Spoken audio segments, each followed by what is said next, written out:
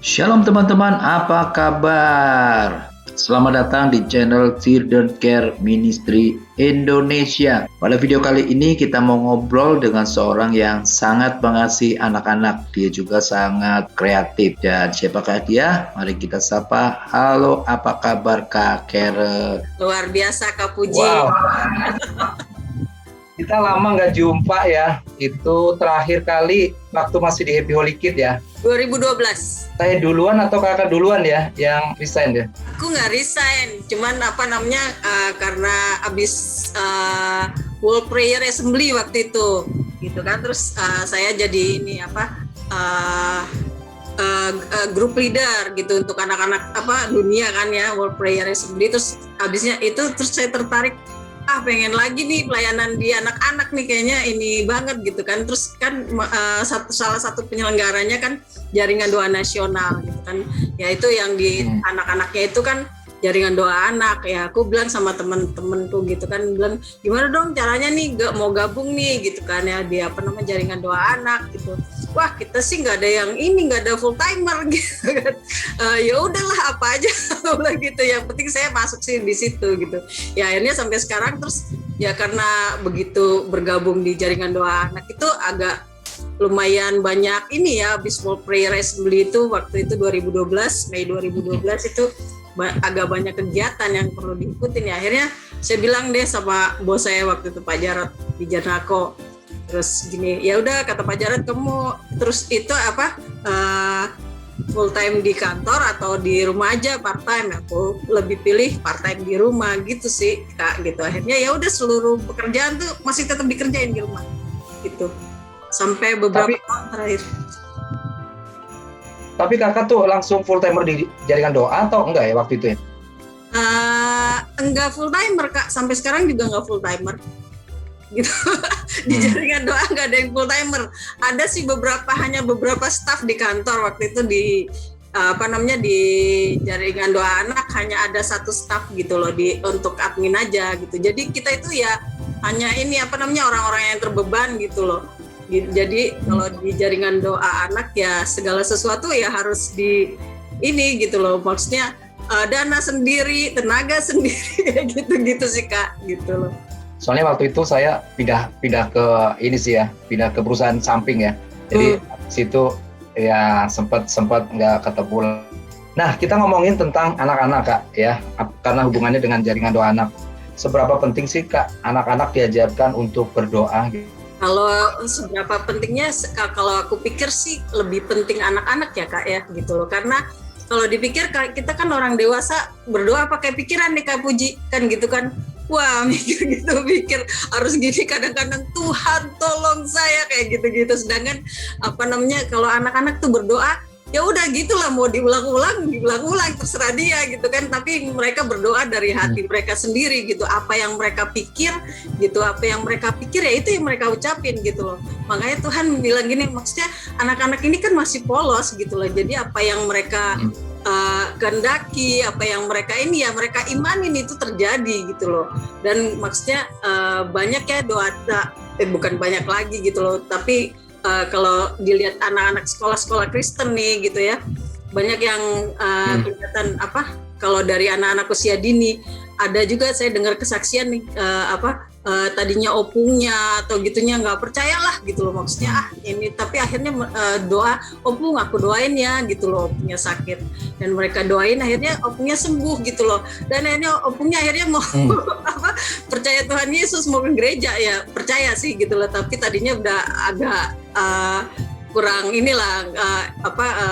meninggalkan Tuhan lah gitu loh, nggak aktif lagi ke gereja kayak gitu sih. Anak-anak tuh kalau berdoa tuh yakin dia ya. Jadi ya, betul, Kak. Waktu dia ngucap gitu pasti sembuh, dia yakin gitu ya. Kalau kita orang tua kan kadang-kadang waktu kita berdoa dalam nama Yesus sembuh gitu, nanti mikir lagi, aduh kalau obatnya nggak diminum gimana sembuh, aduh macam-macam gitu ya. Saya dulu dulu kan ponakan ikut kami kan, jadi ponakan masih kecil-kecil. Saya ingat waktu itu ke Jogja, terus bannya meledak satu, wah, terus kita lihat itu kan, begitu lihat, waduh, ternyata bukan cuma satu, itu udah pada tipis depan, belakang gitu. Padahal waktu itu masih di Magelang, untuk ke Jogja tuh masih beberapa kilo gitu. Tapi yang namanya Jakob tiba-tiba keluar, dibilang gitu, Mami, Papi, kita berdoa aja. Dalam nama Tuhan Yesus pasti sampai ke Jogja. Amin gitu kan. Habis berdoa dia tidur. Kita mikir, waduh tipis. Ntar kita kebut sedikit meledak gimana gitu. Tapi begitu sampai Jogja ternyata aman gitu. Kok habis berdoa dia yakin, dia tidur gitu. Nah kita kan yang dagdikduk. Nah kalau kita ngomongin anak-anak berdoa, memang firman Tuhan sih bilang ya dari mulut bayi-bayi, berarti kan dari kecil. Tapi kalau menurut Kak Karen, mulai usia berapa anak-anak kita ajarkan berdoa? Sebetulnya kalau ini ya kayak kalau aku lihat sih ya kayak maksudnya hari-hari ini kan kita banyak nih di sosial media kan kayak gitu ya lihat di YouTube itu anak yang belum bisa ngomong itu sendiri itu menyembah Tuhan dengan sungguh-sungguh kan gitu ya Kak. Kan kalau dipikir dia masih usia setahun lebih atau gitu mungkin masih baru bisa berdiri kan kayak gitu kan, tapi belum bisa ngomong yang jelas, tapi mereka tuh udah bisa nyembah Tuhan gitu. Kalau saya pikir tergantung dengan keadaan keluarganya ya kayak gitu ya, di mana orang tua itu memuji dan menyembah Tuhan dan itu menjadi contoh buat anak-anaknya kayak gitu. Dan kalau misalkan itu ya anak-anak mencontoh orang tua dan mereka sekecil apapun mereka itu bisa diajar berdoa kayak gitu sih Kak. Kalau misalkan untuk ngomong, untuk bicara ya harus kalau udah bicara gitu sih. Jadi ini ya, contoh ya. Iya. Jadi kita tuh jadi teladannya buat mereka ya. Betul Kak. Memang benar sih kalau kita ngajarin untuk anak berdoa harus begini. Ya kadang apalagi anak bayi gitu kadang nggak nyambung. Tapi ketika mereka tiap hari lihat papa mamanya nyembah gitu, kadang-kadang dia bangun juga nyembah haleluya gitu ya. Kalau di jaringan doa anak itu lebih kepada corporate gitu ya, maksudnya mengajak mereka untuk berdoa, atau ada nggak Kak kayak semacam training doa anak gitu, ngajarin anak berdoa gitu? Oh iya, jadi mereka itu kita kan dari nasional kan memotivasi ke daerah-daerah kan membentuk jaringan-jaringan doa anak di setiap daerah gitu. Dan kita itu visinya tuh membangkitkan kegerakan doa anak gitulah. Jadi supaya anak-anak ini berdoa. Jadi kalau mereka tuh kenapa harus ada jaringan doa anak gitu. Jadi isu-isu yang kita dapat dari pusat itu maksudnya dari nasional kita sampaikan ke mereka apa nih yang harus didoain gitu kan. Nah itu mereka bisa tuh untuk kita doain pulau-pulau misalkan kayak gitu ya, atau suku-suku terabaikan gitu, atau masalah-masalah isu-isu tentang anak atau tentang bangsa ini gitu kan. Itu mereka tuh bisa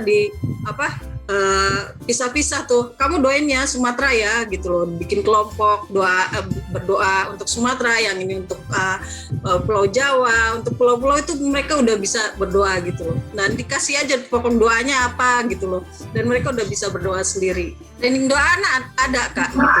Jadi kita dari pusat itu kita dari nasional itu kita membentuk jaringan doa regional, jadi regional Sumatera, terus Jawa, Bali dan sebagainya gitu. Dan dari Sumatera itu mereka ada sekota lagi, jaringan doa sekota, jaringan doa dan dari jaringan doa nasional, jaringan doa regional, terus kota. Nah itu juga ada jaringan doa anak nasional, terus sama gitu. Jadi wanita, pemuda semua ada dari nasional. Terus ke regional, terus ke kota. Nah itu jadi kita apa yang kita bikin di sini di nasional itu kita sampaikan ke regional sampai ke kota, dan mereka itu sampaikan ke anak-anak gitu loh. Jadi mereka memang ada training doa anaknya gitu. Maksudnya kalau berjejaring itu kan antara gereja tuh ya, gereja apa aja di situ gitu ya? Ya betul. Jumlah gereja itu berapa denominasi? Denominasi kita udah banyak, maksudnya antar ini ya, jadi Katolik gitu. Kalau dari jaringan doa nasionalnya sendiri tuh maksudnya untuk dari Katolik, terus Advent itu semua udah gabung tuh Kak, udah ikut gitu loh. Oh. Iya, udah semua udah.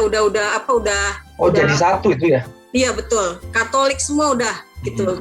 Kita kadang-kadang waktu sebelum pandemi itu kita ngadain doa gitu. Jadi tiap per 3 bulan kayak gitu jaringan doa nasional itu selalu ngadain gitu loh di Jakarta, dan akhirnya daerah-daerah pun ngikut kayak gitu.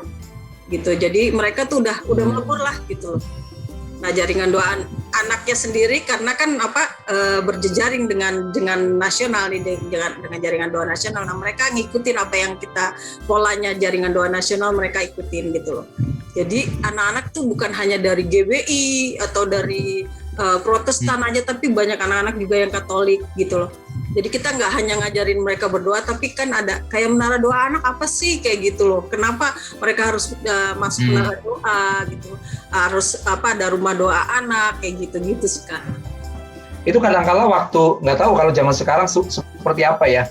Nah, ketika kita datang gitu ke gereja tuh, ada banyak tuh gereja-gereja yang nolak gitu loh.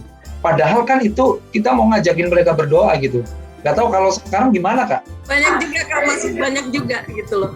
Apalagi kadang-kadang gitu anak-anak kita mau ditarik ke gereja mereka nih gitu loh. Padahal kan kita akhirnya maksudnya kita menjelaskan ini bukan gereja Pak gitu loh. Maksudnya Bapak Ibu gini bukan gereja, tapi ini seperti kelompok doa aja gitu loh. Jadi mereka hanya kumpulkan untuk berdoa bagi bangsa atau suku-suku terabaikan atau anak-anak yang dengan permasalahannya masing-masing kayak gitu. Terus nanti akhirnya mereka diajarkan berdoa, dan mereka itu tidak dianjurkan untuk terus bergabung di kita. Mereka akan kembali ke gerejanya masing-masing. Tapi banyak juga sih Kak yang belum menerima kayak gitu. Iya, sampai sekarang masih. Sampai sekarang ya. Masih ya. Padahal kita membawa anak-anak tuh untuk berdoa gitu ya. Iya, betul. Kalau menghadapi seperti itu, apa yang Kairan lakukan? Kadang-kadang kayak gitu tuh anaknya sendiri sih Kak gitu ya. Dengan ada beberapa masalah nih di daerah kayak gitu ya. Jadi di Jakarta juga banyak sih kayak gitu. Tapi sekarang dengan adanya permasalahan bangsa yang ini tuh banyak orang tua yang justru ngasih anak-anaknya berdoa kayak gitu sih. Sebelum pandemi ya gitu banyak. Tapi kalau udah kayak gitu ya udah biarin aja dulu. Tapi maksudnya anak-anak ini kan biasanya itu temen ngajak temen tuh Kak, kan kayak gitu kan. Ayo dong ikut aku yuk berdoa kayak gitu. Tapi akhirnya dia ayo ikut lagi gitu. Lama-lama juga mungkin tergerak juga hatinya, orang tuanya ngapain sih gitu loh, ngelarang-larang anaknya kayak gitu. Akhirnya mereka kadang-kadang ya ada juga yang datang, orang tuanya datang ke tempatnya, oh ya udah orang cuman berdoa kok gitu. Tapi banyak juga yang nggak diizinin. Iya ya, kadang-kadang kita bingung juga ya. Kita cuma mau ngajak untuk mereka berdoa gitu ya. Padahal kan jaringan doa anak, bukan gereja gitu ya. Ya tapi karena mereka nggak kenal. Ketika mereka kenal sebenarnya ya ayo bareng gitu. Kan namanya juga membawa anak-anak berdoa ya. Iya. Nah di era-era seperti ini Kak, pandemi seperti ini, jaringan doa anak bikin apa Kak?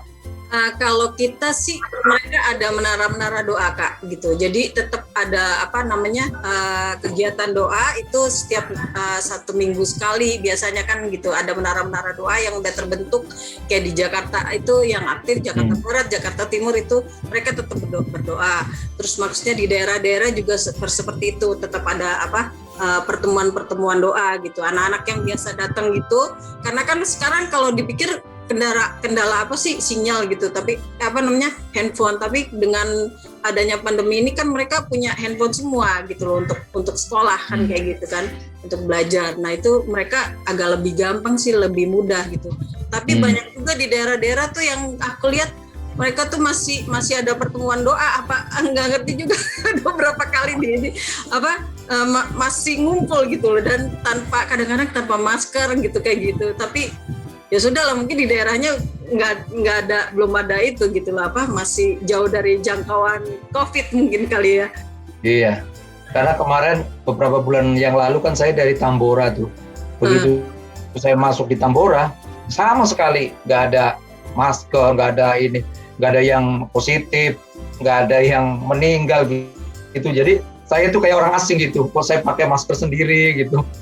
Jadi Jadi akhirnya saya berani juga gitu, walaupun begitu saya posting, Kak kenapa nggak pakai masker? Ya kita nggak bisa jelasin juga, tapi ya namanya di daerah, di pegunungan gitu ya. Ada pesan apa nih kepada buat teman-teman yang mungkin lagi menyaksikan dari gereja-gereja yang mungkin saat itu diajak tuh nggak mau gabung gitu?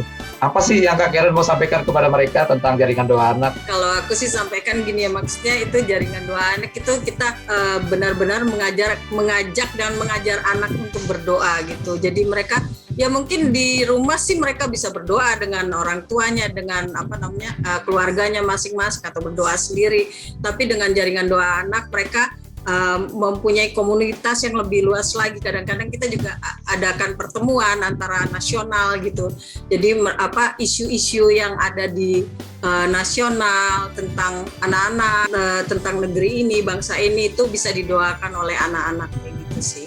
Gitu. Jadinya mungkin jangan dilarang anaknya, karena doa itu Tuhan Yesus itu mendengar doa anak-anak itu sih Kak.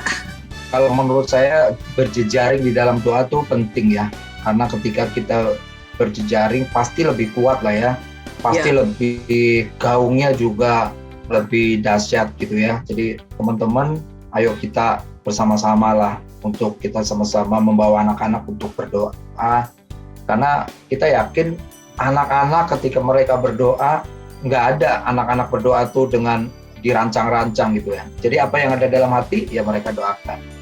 Oke Kak Karen, terima kasih banyak Kak Karen sudah berbagi. Kak Karen sehat-sehat selalu dan maju terus dalam Tuhan dan melayani anak-anak. Thank you Kak Karen, God bless you. Bless you too.